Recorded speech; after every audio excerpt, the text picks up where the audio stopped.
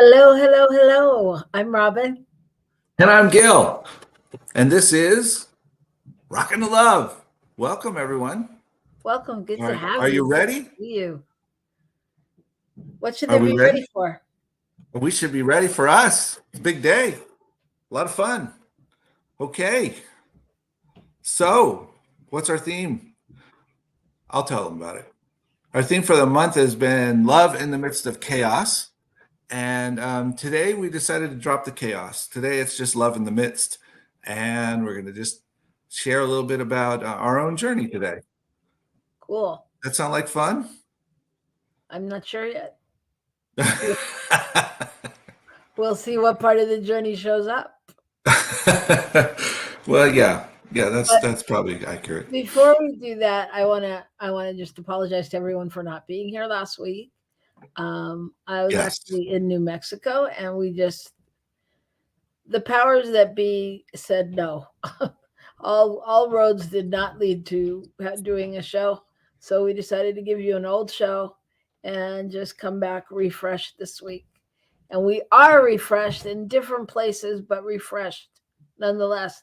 I'm in Oakland. And I am in Albuquerque I this had, week. But I had next to week, look where will we outside. be? I had to look outside and see if where I really was. Um, Next week I'll be in Albuquerque. And where will we be the week after that? Mm, We'll be in Hawaii. So we like to move around, move this puppy around, keep it going. Uh, but we figured out this is the fun part about this. We can do it from anywhere. And whether or not we're in the same place, it still works. Okay. My husband is not a rocket scientist, nor does he play one on TV. Right, producer Michael? Okay. Clearly, he's figuring out some things along the journey. So we know that you've already figured this out, but we love it when you like us or let us know where you're calling from and chat with us in the comments. It's so much fun to talk with you. So let's just start out about our week. How's your week been? You've had a big week. Yeah, yeah, it's been a big week. It's been good. Um, Had a lot of fun. Well, yeah, I guess we haven't been on since the installation, huh? That was the week you were here. So we had a big event at the new place where I am as spiritual director in New Mexico, Rio Grande Center for Spiritual Living, and it was a great opportunity to do a little bit of honoring of the previous leadership, and they did a lot of honoring of bringing me in. So it was exciting. It was fun, and a lot of people were here. The whole family was here, and so that was a big week. And now we're on to another one. I just spent 2 days at a ministers' conference, And how so was it just that? keeps rolling forward. That How was was pretty it? good. Actually, it was better than I expected. Huh. Yeah. It's very mysterious when you ministers get behind closed doors and call it a conference. Yes, it is. It is because you just never know. Uh, Actually, there was a lot of dark robes and hoods and things going Mm, on. that's not that funny. It's well, it was meant to be funny because it was really way off. It was it was some great stuff. We had a great keynote speaker, and I've got his book, and I'm planning to read it. And we learned about the basic points of the book, and they're very exciting because they're very logical, doable, and challenging all at the same time. Well, tell us a little bit about that. How does that fit into our theme? How's that fit into our theme? Well, oh wow, um, a couple things. One, it's funny. This is the pivot. It is called the four pivots, and the third pivot is going from the problem to possibility, and talks about how, it's so easy to get tied up in a problem and decide, oh, I can analyze the problem, I can tell you all about the problem, I can tell you when the problem started, I can all these things without ever looking at, well, what's the possibility? How do we move from the problem? How do we do something different? And I think that definitely applies to us now, and our relationship and what's going on. And that's kind of exciting. The So name of the book is The Four Pivots. The Four Pivots. The Four Pivots. It's by Sean Ginwright. SHAWNGINWRIGHT. And he is a professor at San Francisco State. And way more than that, but that's one of his titles. So, the other ones are things like moving from hustle to flow. And that's that idea of getting out of just doing a bunch of stuff and instead figuring out what the flow is and where we should be putting our energy and where we should be backing off our energy, relaxing, if you will, and trusting the process. That one's kind of important too. They're all important. But alas, this is not a show about the four pivots. But it might be one day. We may invite him on as a guest. I've heard he's a good guest. Oh yeah, he would be great. I'm just, I'm just thinking about what you said and just how it relates to life and everything. But you cut it off, so I'm not going to go backwards. I'm going to go backwards. Okay, go forwards. Let's go forwards. You have any good news? I do. Then it's time for Here's the Good News. Woo-hoo. Yay. What's your good news, buddy? All right. So, why can't I find my button? There it is. So what I found, that's not the right button. Anyway, it doesn't matter. What I found out today is that there's a thought in our world that somehow the relationship between humans and dogs was created as we domesticated them.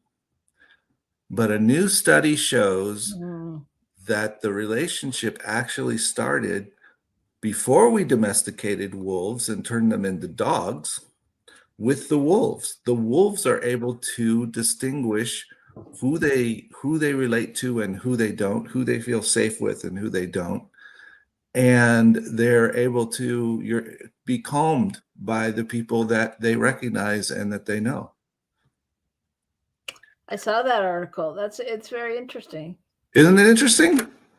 I thought it was an interesting thing about relationship, about this, I don't know. I sometimes think that animals and stuff are, we discount how much they truly get it, if you will, and understand being in relationship. And I don't know why. I mean, I have the deer out in my yard and they get it when I wave to them and stuff, and they're cool and calm and collected until they get a little too close, and then they're not so happy. But they get that our intentions, the different intentions of people, I think. Yeah, I think I agree with you. I agree with that. Yeah. Yeah. Interesting. So mine, I had a lot to choose from this week because it felt like there's a study out that Colorado State Fish Department found a fish that was once considered extinct to be reproducing and coming back naturally in natural waters, which was good. Wow. Yeah, right. And then there's another story I found about a family in Virginia that they were driving down the road and this car hit something and kept going, and so they pulled over and pulled a bunch of bags over to the side of the road to get it out of the way, and they threw it in the back of their truck just so it wouldn't just be sitting on the road. And when they got home, they looked in it and there was $1 million in it. Oh my gosh. And they returned it to the authorities because they wanted to teach their children that that's the right thing to do. So that was a good story. And then there was even a story that youth crime in the U.S. has gone down 78% since 1994, even though that sounds nothing like the story. What we hear. Yeah. But that was good. But the Well, one that, go ahead. Okay, go ahead. Go ahead. No, go I was going ahead. to say, you know why that is? That's because no one gets off their phone. That's why there's no time. Maybe. They're all playing video games and I guess that's the upside of social media, etc. Huh? Maybe. And then the other one was I sent you the link to put it up in here, but I'm guessing you did not do that or you did not give it to Michael. I did not see it even. I forgot. So the other one is there's a link to it, and it's that, and this one is near and dear to my heart because Gil and I are going on a trip to Hawaii for like 4 days because we had some pandemic credit left over. And so we're going to Hawaii, and I'm excited because we've made a vow not to work, not to like really work, because usually we really work through our vacations. But anyway, so this is a story about Hawaii, and on a Southwest flight, Gil, stop multitasking and trying to find it, and look where you're supposed to be looking. Sorry, I was going to send it to our producer. I know, but if you can't do it undercover, you can't do it because the side of your head and your nose, it's just not an attractive thing. How about the nose hairs? Are they attractive? Okay. So sad that we're live. Anyway, so now that you've completely ruined my story, start again. So going to Hawaii, and this happened on a Southwest flight. That Southwest surprised everyone on the flight, and they brought on a crew from Guitar Center with ukuleles. They gave everyone ukuleles and a ukulele lesson on the flight over to Hawaii. Wow. It was the first time ever. That sounds fun. And the reason I really like it is because, you know, I think we all get stuck in a rut of what life is like and what, you know, and especially after the pandemic, you know, it's like, okay, get on plane. Go. Should I keep my mask on? Keep my mask off? What do I do? Blah, blah, blah. And it's everything's very kind of rote, and, you know, we're in a thing, in a rut. And I think, like, you know, when we play and when we shake it up and we shift it up, it makes a difference. And I think Southwest does that, you know, whether it's just over the loudspeaker or something fun like that, or, you know, I think the more creative and inventive people are like that, I think it's really connecting people again. Okay, that's the video. Oh, look at all those ukuleles. Those are great. Are we playing it or are we just looking? What's up? I think we're just looking at it right now. Okay. Well, anyway, it's out there, people, if you want to find it. It's just fun. Okay. Oh, now we have Instacart. Cool. All right. Well, I think that's a really interesting story. And I think the point is that it's all about building relationships. And whether it's a big company or whether it's individuals, there's always ways to interject fun and excitement and possibility into it. Yes. What do you think? Preach. Okay. So when we come back, we're going to talk about love amidst. Love in the midst. Love in the midst. Love in the midst. What does that mean to you? What's it mean to me? It means love in the midst of everything else, whatever it is. That love is always in the mix somewhere. What's it mean to you? It means that there's always an in the midst. Like on some level, it's never just love. That something else is always happening, even though there's only one thing happening. But that there's, you can always say, that it's, I mean, this is just what came to me, that, oh, it's love amidst the chaos. It's love amidst having to make dinner and, cook for the family. It's love amidst picking up kids at school. It's love amidst not having enough money to pay the bills. Mm-hmm. But maybe it's just love amidst love. Maybe that's what it is. All right. Ponder that. And we'll be right back right here on New Thought Media Network.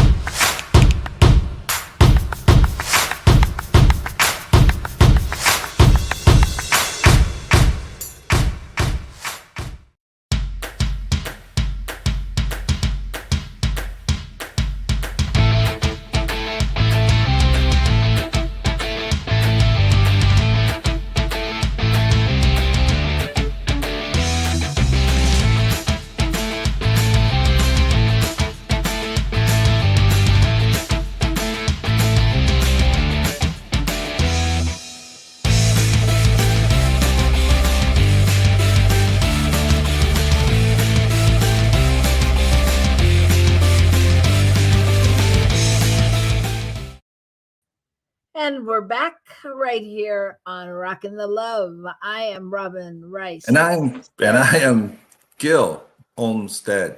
Sorry, I stepped on you. It's okay. And we're here. And we are here. We are here by divine appointment to talk about love. Love, love, love, love. Up in the midst.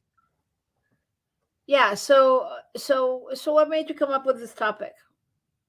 Well, we've been talking about love in the midst of chaos, and I just had this thought that love is really in the midst of all of it. And maybe we could just talk about things that aren't necessarily chaos, but they're definitely changes in life and that kind of thing, and where the love is in that, how it works, how we can still hold the love in those places. Yeah, I think that's a great idea. Especially some of the places where we think there should be more love, and sometimes we get stressed out and it feels like there's more angst around it. I don't want to say less love, but it doesn't feel as loving as it could. And I'm inspired to think that by I see that Laura of Attraction is out in our audience rocking it in the UK. And I know that she's preparing for a wedding. And sometimes that's a super stressful time, right? Mm-hmm. Where we might, I don't know. There's just moments where you kind of want to throw, it doesn't matter how much love there is. You just think like, I don't know if I can do this. At least I did, Well, it's a lot of stuff. It's it's part of the book we mentioned before. We get caught in the hustle, in the trying to get it all done, all the things on the list. We have the list and we check 2 things off and we put 4 things down. We keep rolling forward and it can get overwhelming. And we miss being in that space of allowing the love to allowing ourselves to feel the love and enjoy our human interactions. And our actions become transactional versus transformational, because we're so involved in, okay, I need this from you and I need that from you, and once I get that, I'll be able to do this, and those kinds of things. If I don't give you my list of guests, then we can't get the guest list done, and that kind of thing. Well, it's interesting. I mean, listening to you talk, I'm thinking about, I was thinking about living in the moment. And how people always say you're not in the moment, be in the moment. And like, how can you really fully be in the moment without any preparation for the next moment? In that, I mean, if I mean, because I think I'm in the moment a lot. I surrendered a lot and just allow things to unfold. But like, especially things like weddings and our lives, we're living, there is a certain outcome we'd like it to have. There is a certain, if I, just the basics. Even if I know that I want to be able to pay my bills and eat dinner, I got to go to work, right? So I can't live in the moment. I'm constantly on the what's next track. Am I wrong? No, you're not wrong. But I think that if what's next is at the expense of what's now, then we're missing the moment. So if I can't be in this moment now with you while we're doing this, because I'm thinking about what I need to get done at the office later, then I'm missing this moment. Does that make sense? It's not that I don't have things to do. It's not I don't have things on my list to get to, but they're on my list, and I can allow them to be there while I'm in this moment right here. Yeah, I mean, because in some ways,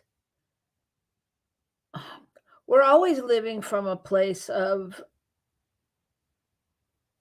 the future. We're always living into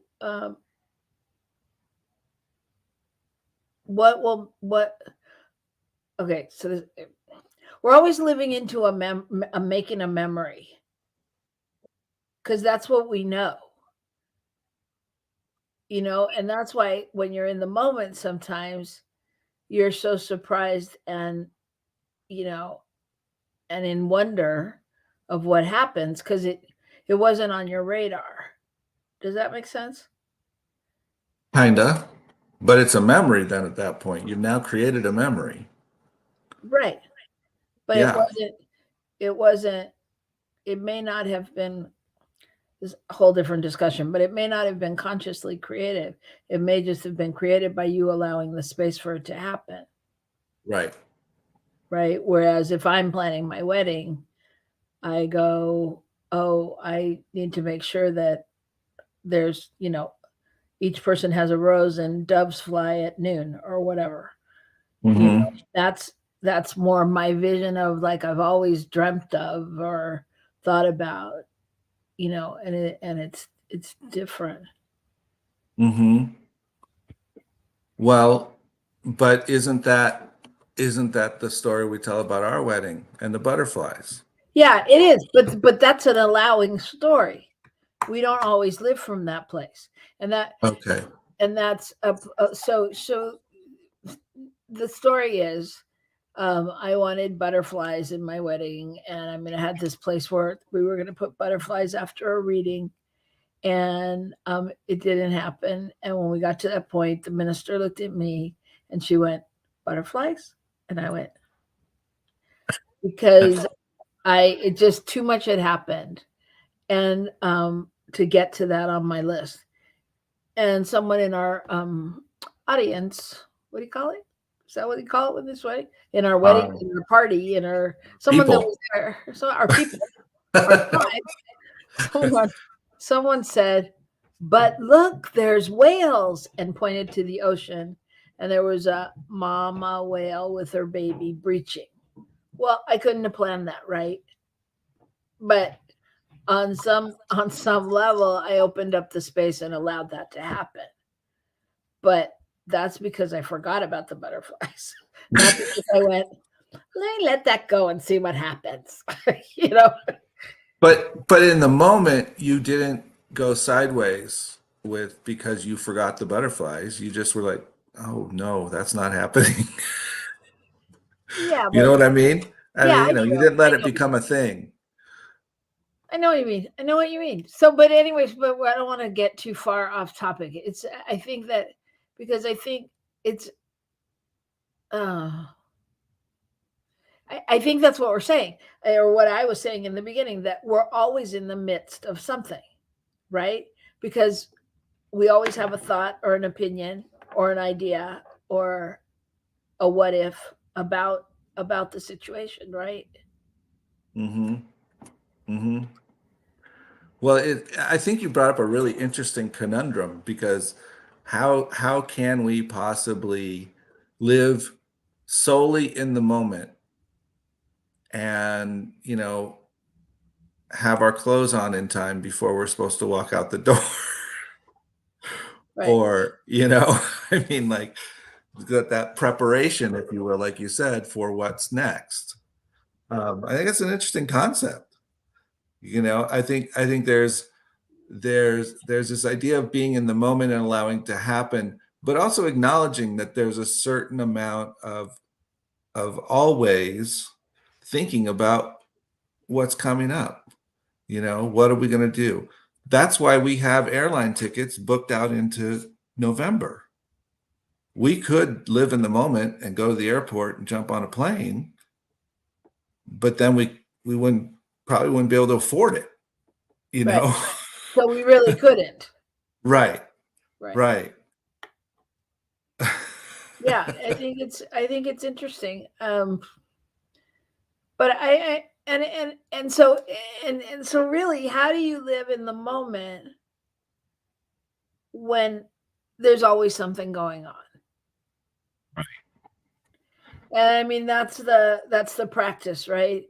That's the going back to being still, being silent, sitting in the meditation, being in the unknown, and taking that time, because I think it is part of, it's like, it's interesting. It's really interesting because there's no plan, and yet there is a plan. According to spiritual people, right? Like, being in the silence is a plan. Mm, I yeah. think that we have to plan, and or meditating, or any of those things. So it is an interesting balance, and I'm not sure where it becomes like, like I have a vision of like a meter, like it's gonna buzz if I get to a certain place, like, not in the moment, back up. So I don't know. Yeah, I think there's that in the moment piece, and then there's the accepting what is piece. And I think there may be something around the difference or the similarities in those, because because accepting what is means that we're not necessarily trying to control all the outcomes, which I think is somewhat the idea of being in the moment as well, right? Is to be with what's happening, without judgment, without deciding it's bad or it's good, or that it's the wrong thing, it's not the right thing, and allowing it to come forth. What do you think? Well, it's interesting. I mean, I technically get it, but I think it's really interesting because all we know is the past. It's all Okay. we have our memories of our favorite birthdays. We have our memories of our worst birthdays. We have our thoughts about how things could have gone better. We have our political thoughts about who could have been elected, how it could have been better, why we wouldn't have had this happening or that happening. And so to go forward, is it really as simple as, I mean, how do you go forward? That's a better question. How do you go forward without dragging all of that with you? And yet, Mm-hmm. obviously, some of it is there to guide you and to teach you how to maneuver.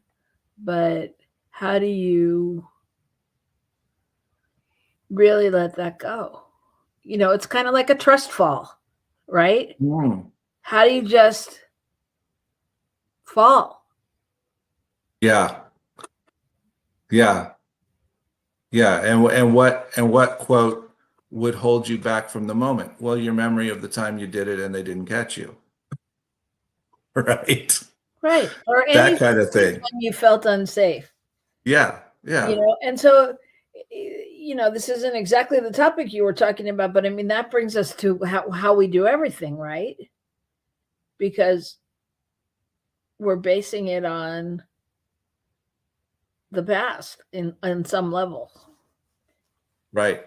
how it's worked out, who's been there, how it could have been better, can I do it better, is it worth it? Can I be better? I mean, I find that with myself, that I judge myself a lot based on the same things you're saying. Rather than allowing myself to be in the moment, I'm concerned about why I shouldn't be here based on what's happened before. Does that make sense? It does make sense. It does make sense. It's interesting because I mean, obviously I'm married to you. I know that. I know, how you think. And I don't really think like that. Okay. So it's interesting. I mean, I guess we all do it differently, obviously, but I mean, I mean, I kind of get somewhere and go, huh, look at me, I'm here. I guess I'm supposed to be here. And then I move forward. I don't go, oh no, I'm here, or what if I can't do it? I don't, I mean, I don't know. Maybe I do sometimes, but for the most part, I don't find myself going back a lot. It is something that you're good at. Not going back. Hmm. It's a gift. Really? Do a lot of people do that? Do a lot of you do that out there? Constantly go back? I I don't know if it's constantly, but I think it's somewhat of a more active process to not fall into that for most people. Hmm. You know what I mean? Yeah, I do. I do. I don't and I'm trying to think like what would I tell somebody? Like what would I tell a client or why don't I do that? Uh-huh.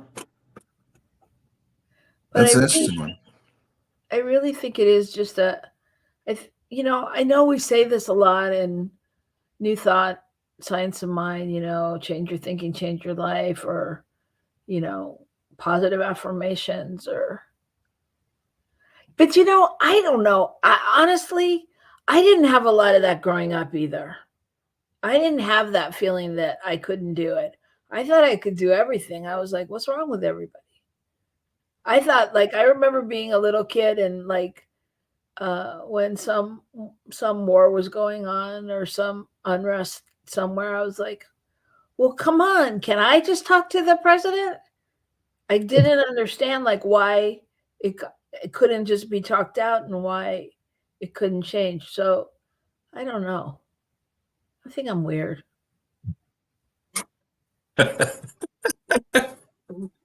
Well, I love you in the midst of your weirdness. Okay, good. All right.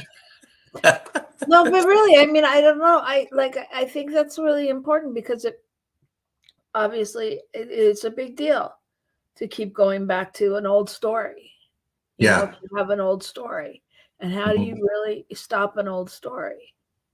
Well, I think when we talk about when you brought up this idea that of living in the moment, I think probably the old story is probably the biggest roadblock to that. A lot more than the what am I doing next story, or how do I prepare for the next moment. If we can put together our preparation, we can look forward and we can allow for whatever happens to happen. If it if we're the only way that the looking forward, I think, gets really in the way is when we get tied to how it has to come out. We get tied to the form. If we're not tied to that, then that planning ahead part is not as detrimental to being in the moment. But our old story can constantly come up because it's ingrained, it's there. And again, it's a similar thing because what it is it's our belief about what the outcome should be, even if it's a negative outcome we don't want, but we think that's what should happen because that's what always has happened. So is it then, if that's true, is it then our using our in that, whoever thinks that version, is it our belief about God? What do you mean? Is it our belief about God? If I think that I'm not worthy, I'm not capable, I'm not it's not possible for me, then do I think that about God? Well, Because that's not what we say. I was going to say, I think you're getting at the idea that we're divine beings, right? And if we're divine beings, then all of that is here. And the cliche of God don't make no junk, there isn't a mistake. So yeah, at some level, it's about burning through beliefs that we don't believe we're connected to the divine in the way that we are. We don't see the divine as being as powerful or as all creative as we say we do, or it's something around that. Or we see ourselves separate. Yeah. I mean, I think we see ourselves separate because I believe that people believe when they say that. I just don't believe that they put themselves in the same ranking. Yeah. Well, see, and that's where you're weird because you don't have an issue with that. Yeah. And I say that some people might, who maybe don't know you, I think, oh, that's an odd thing to say. But it's not that you come from a place of thinking that you're all that. It's that you just know that you're okay.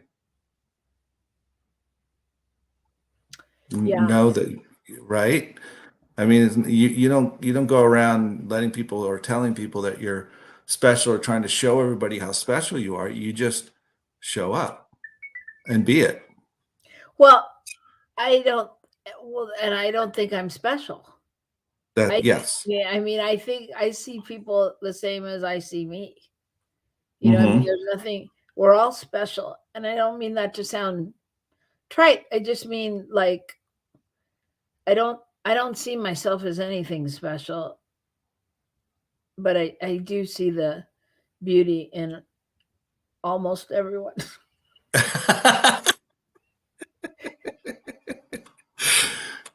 Yeah, there's a challenge here and there. I get it. And certainly from time to time, right? Yeah. And No, but at the end of the day, you know what I'm saying. I no, I yeah. So it's interesting. I mean, but I really was just thinking in that moment. I don't know. It feels like I got it in a different way, like how people hold themselves back. I mean, I get it. I totally get it. And I'm not saying that it's never happened, but no. um, but I'm just wondering, really, like, what? How do you, in the midst of it all, how do you go to the love there to know, without a doubt, that love is who you are? It's a question for you, Mister O. Oh, was I supposed to answer that question? Well, Because that was kind of deep. as our producer will tell you, I'm not the minister here. Oh, good. Good. Uh, yeah, I there it is. Okay. I feel better now. You don't play one on TV either. Um, yeah, it's all about anchoring it in the love. And I think that was the thought with today's show was about anchoring the love, no matter what's going on or where we are, and realizing that love is the biggest thing. Um, and probably our old stories, and sometimes we get caught up in trying to manipulate and control what's coming next. We we forget about the love when we get involved in getting what we need from other people or trying to just make sure that we give them whatever they ask for. We we forget about the love. what's what's really the relationship about? It's not just about what I can do for you or what you can do for me. What's it about? Well, and I think, like, when you say forget about the love, I think, like, do we ever really forget about the love? Because we're always wanting it. Hmm. We're always needing it. It's always, a vital force. So do we forget about it, or does it, does it just take on different forms? Because there's times when someone can love you, come to love you, come to show you the love. And yeah, I mean, even just take a little kid, when a little kid runs and hugs you and jumps on you or wants to hang on you. And there's times when we're all over that and we're like, oh, and we can be part of it. There's other times where it's like, not now, not now. And we can dismiss it. So do we, I mean, do we dismiss love when it doesn't fit in When to we're not living in the moment. right, right. you It know can only be when we're not living in the moment. right. Because Right. if we were in the moment, love would meet love. Right. But when we're outside of the moment, then I have something else I need to do, that's more important, that must be done. I have somewhere else to be. And yet, on the side of fairness, not fair, well, fairness to the human experience, perhaps, that's a reality sometimes. Sometimes there's an obligation or a commitment that I've made somewhere, and in this moment, I need to complete this obligation before I can move on to something else.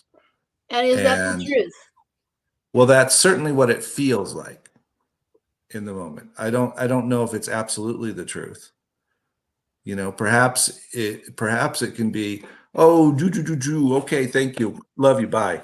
I got to get back to work. You know, but I don't know.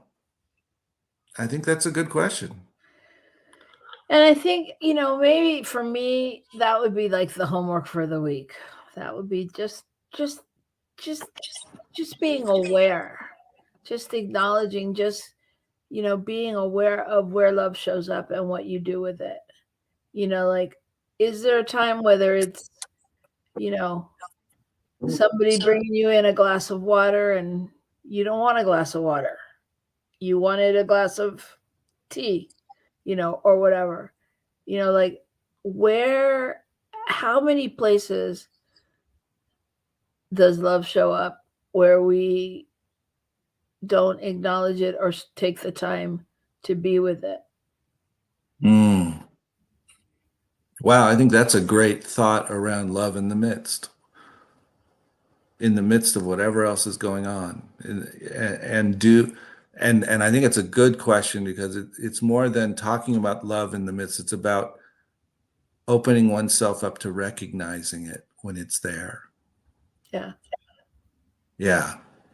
And I know I'm guilty of it as a parent, as a godparent. I know, like, kids run in and they're yelling about something, and I know there's sometimes where I'll say something back and they turn around and go, "Why are you so angry?"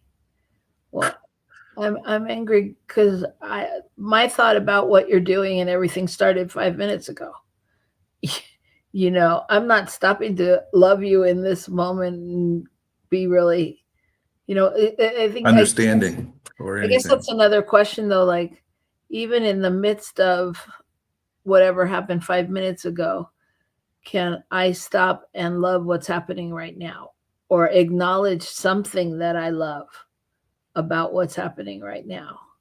And I think, that's kind of like that exercise we did on the show one time, about after a fight or argument, and sitting together and acknowledging 3 things that you love about each other or loved in the situation.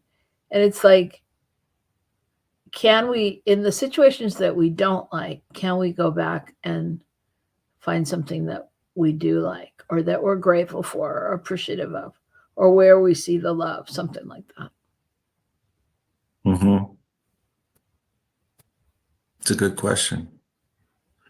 I think that's great homework, to really be aware of what is the love in this situation, and am I allowing it to penetrate me, I guess. Am I allowing it in? Am I allowing it to show up in my life, or am I pushing it away for some reason? Whether it's my previous life experience, or it's my thought about what I need to get done in this moment, or it's my belief about you, who's bringing it to me, whatever it is. Yeah.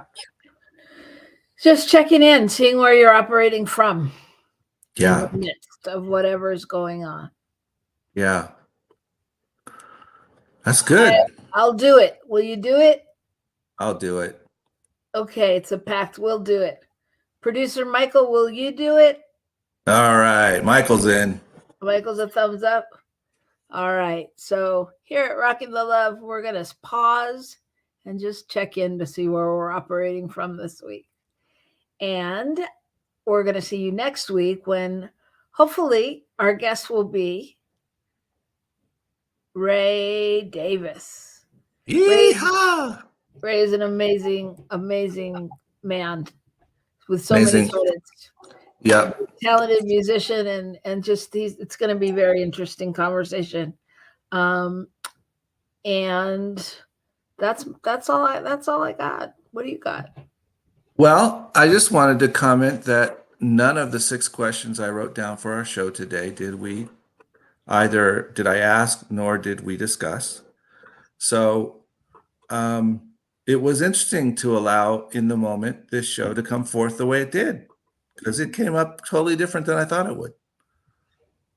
And it's a good experience. It's kind of like your marriage to me, right? Now, the minute you said you had questions and agenda, I was like, oh, great. I can't wait to go off track. That's right. That's right. There is no off track, babe. Okay. All right. So we are excited. We are excited to see you next week. I'm excited that I'll see you next week, Mr. Olmsted. We'll be in New Mexico at the Balloon Festival. And then, yeah, it's quite a month. But It is. we'll be here with you. And for all of you who watch shows on other other time frames here on New Thought Media Network, hold some of your people in prayer, knowing that they're going through their ministerial panels, and by the next time you see them on their shows, they're going to have letters in front of their names. They're going to be Revs. Revs, they think. They hope. We got a few of them out here on New Thought Media Network. We've got Gina and Michael and Laura and Audra, and just a plethora of consciousness waiting to grace the networks and the world with what they know. So we just know for them that it is done easily and effortlessly and in so much joy, and that the world has been waiting for them. So, and they stand in the love in the midst of whatever happens in that moment. All right, y'all. We'll see you next week right here. Thanks so much On New Thought Media Network.